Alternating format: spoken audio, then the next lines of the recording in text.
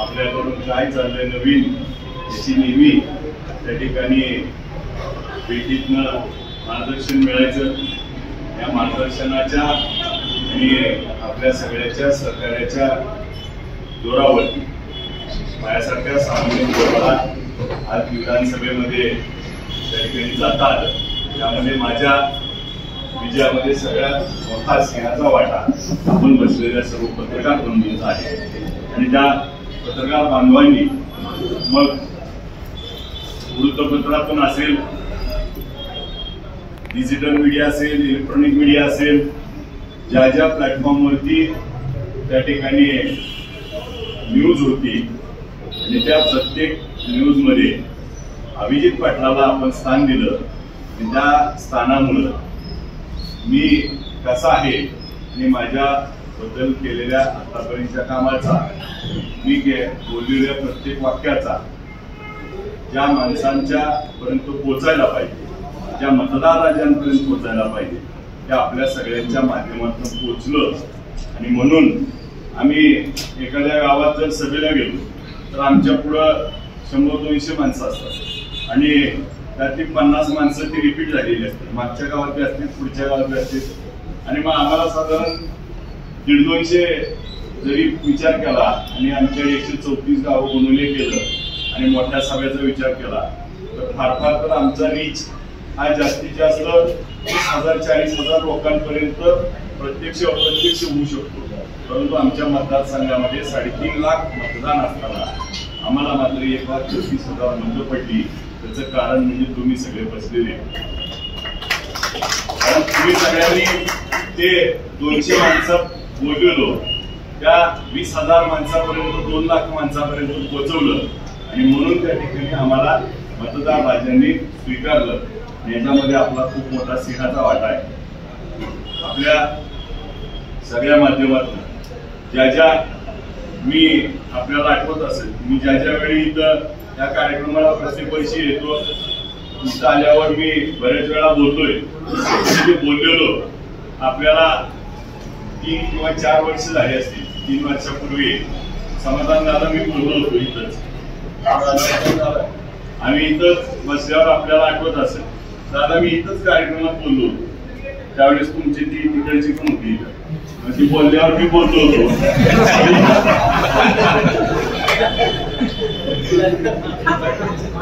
पंढरपूरला विमानतळ व्हावं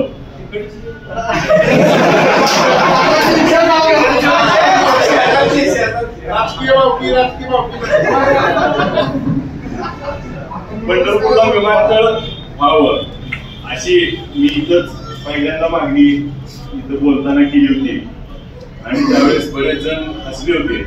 परंतु आमदार झाल्यावर मी विधानसभेत देखील दादा ती मागणी केली आणि दादा आता सत्तेत आहेत। मगाशी सांगितलं तसं दादा आता आम्ही विचार मांडला तर तो तुम्ही पुढे न्यावा आणि पंढरपूरला विमानतळ करावं। तुम्ही तिथं मला तिथं मला आता जरूर घेऊन जावा तिकडे, मी ऐकूया। त्यामुळं आपल्या सगळ्याची जसं गणेशरावने मगाशी सांगितलं, सोलापूर जिल्ह्यामध्ये त्या ठिकाणी पंढरपूरला न्यूजला जसा स्कोप आहे तसा सोलापूर जसा मोठा जिल्हा झाला आहे तसा पंढरपूर जिल्हा व्हावा ही देखील या निमित्तानं आम्हाला विधानसभेत त्यावर देखील बोललोय। दादांनी ठरवलं, इकडच्या 5-7 आमदारांनी ठरवलं आणि रेटात लावला तर नक्की त्या ठिकाणी सोलापूर मधला हा अलीकडचा भाग जो आज आपल्याला 100 किलोमीटरपेक्षा जास्त जिल्हा आणि मग त्या ठिकाणी सोलापूर मधला आपला अक्कलकोटचा विचार केला आणि माळशिरसचा नाट्यपुटाचा भीमानगरचा विचार केला तर खूप मोठा क्षेत्रफळानं जिल्हा असल्यामुळे त्याच्यामध्ये आपण जर जाऊन धरलं तर आपला पंढरपूर जिल्हा होऊ शकतो आणि पंढरपूर जिल्हा झाल्यानंतर तुम्हाला त्या ठिकाणी सगळ्यात सोपं होऊ शकतं। त्यामुळं पालकमंत्रीपद देखील पंढरपूरचं आपल्याला पहिलं मिळावं, हसन मंत्रीपद पण मिळावं असं पण आम्हाला वाटतं। सत्तेदार तुम्हाला मंत्रिपदाची आम्हाला बातम्या माध्यमातून ऐकल्या होत्या, परंतु आता एक जिल्हा वाढला तर त्या जिल्ह्याच्या माध्यमातून एक मंत्रिपद पण वाढेल आणि ते आपल्याला मिळावं, जेणेकरून पंढरपूर वेगळ्या दिशेनं आपल्याला त्या ठिकाणी न्यायचंय आणि सकारात्मक नेहमी आतापर्यंत आपण बघितलं. मग दादांबरोबर पण चर्चा करत असताना आम्ही किंवा आपल्या सगळ्याशी चर्चा करतो, पंढरपूरला ब्रँडिंग करणं, पंढरपूरचं मार्केटिंग करून पंढरपुरात आपल्या जास्तीत जास्त पैसे कसे येतील, लोक कशी येतील, लोकांच्या माध्यमातून व्यवसाय कसा येईल. आणि पर्यटन असेल, आपल्याला कृषी पर्यटन असेल, आता उजनी धरणावरती त्या ठिकाणी सुरू होतंय. अशाच पद्धतीने आपल्या यमाई तलावाला देखील, जसं दादा आपण अहमदाबादला गेला असाल, अहमदाबादला काकरिया तलाव आहे, त्या काकरिया तलावाच्या बाजूनं आपल्यासारखा सेम यमाई तलाव आहे. आणि त्याला पेरी जर विचार केला तर त्याला भरावा करून त्याच्यावरती अम्युनिटी पार्क केलाय, त्याच्यावरती अव्हेंजर केलंय, त्यावरती पाळणे, चौपाटी, गाड्या इतकं सुंदर केलंय. आणि तिथं लोक आल्यानं, तो पण अहमदाबाद शहराच्या मध्ये आहे, आपला पण जवळजवळ शहरात आहे. त्याला जर आपण वेगळ्या पद्धतीनं नटवलं तर तिथं पंढरपूर आलेला भाविक तिथं थांबला तर त्याचा 8 तास 4 तास गेले तर त्याचा मुक्काम पडेल आणि इथल्या व्यवसायाला त्या ठिकाणी हातभार लागेल. त्यामुळे हा देखील आपल्याला भविष्य काळामध्ये यमाई तलाव सुशोभीकरण असेल, अशा बऱ्याच विषयाला त्या ठिकाणी आपल्याला काम करावं लागेल. मगाशी बोलताना सांगितलं की दादा आणि आम्ही त्या ठिकाणी पत्रकारांची वसाहत व्हावी आणि त्याला जागा उपलब्ध व्हावी, यासाठी सरकारकडे त्या ठिकाणी आम्ही पाठपुरावा करू. आपली वसाहत होण्यासाठी देखील आम्ही पाठपुरावा करू. सातत्यानं आपल्या प्रत्येक प्रश्नावरती आम्ही आवाज उठवण्याचं काम करू. काम करून घ्यायचं काम मात्र दादा करतील आणि आम्ही प्रश्न विचारू, दादा त्याला उत्तर आणून देतील. आमच्या दोघांचं असं चाललेलं सगळ्यांना बरं वाटावं, असं सगळं आजच्या पत्रकार दिनाच्या निमित्तानं एक आगळा वेगळा आपल्या सगळ्यांच्या माध्यमातून घडत असलेला आमचा सत्कार सन्मान. आणि खरं तर आपला सन्मान सत्कार संध्याकाळी आम्ही नेहमीप्रमाणे आपल्या सगळ्यांशी संपर्क राहणं, आपल्याशी सातत्यानं बोलण्यात येणाऱ्या नवनवीन कल्पना आणि आपल्याकडून मिळत असलेल्या काही गोष्टींमुळे त्या ठिकाणी आम्ही घडत असतो.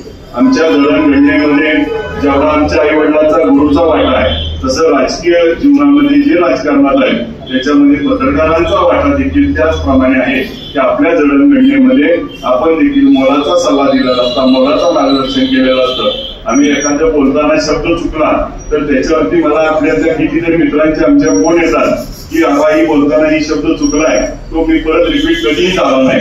आणि दादा योगाने या निवडणुकीत, माझ्या अख्ख्या निवडणुकीतलं एकही भाषण विरोधक माझे ट्रोल करू शकले नाही.